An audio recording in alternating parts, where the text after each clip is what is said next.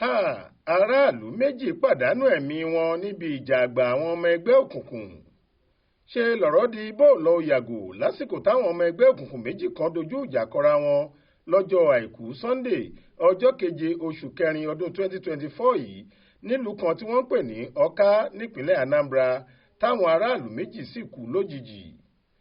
Aláròyé gbọ́ pé èyí tó wáyé lọ́sẹ̀ yìí bẹ̀rẹ̀ lásìkò táwọn ọmọ ẹgbẹ́ òkùnkùn méjì kan lé ara wọn pẹ̀lú kẹ̀kẹ́ márúwá lágbègbè 6 nílùú Èké Ọ̀ká.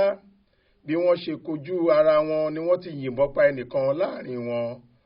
Àwọn tíṣẹ̀lẹ̀ ọ̀hún ṣojú wọn sọ pé bíi fíìmù lọ̀rọ̀ ọ̀hún jọ lọ́jọ́ náà nítorí pé ṣe ni wọ́n fìbọn lé ara wọn káàkiri ìgbèríko tí wọ́n sì ń dọdẹ ara wọn.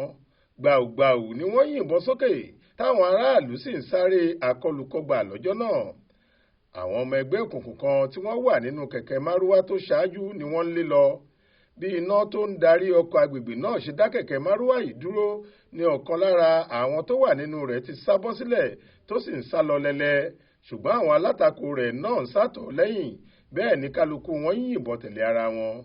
Lópin ohun gbogbo, ọwọ́ àwọn ọmọ ẹgbẹ́ òkùnkùn tó ń lé ẹni tó ń sá bọ́ sílẹ̀ nínú kẹ̀kẹ́ márúwá náà tẹ̀.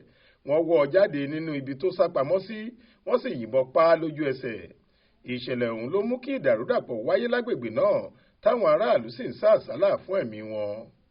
Alukoro iléeṣẹ́ ọlọ́pàá ìpínlẹ̀ ọ̀hún SP Tochukwu Ikenga ní òun kò tí ì gba ìpè lórí ìṣẹ̀lẹ̀ burúkú ọ̀hún nígbà tá a fi ń kó ìròyìn yìí jọ.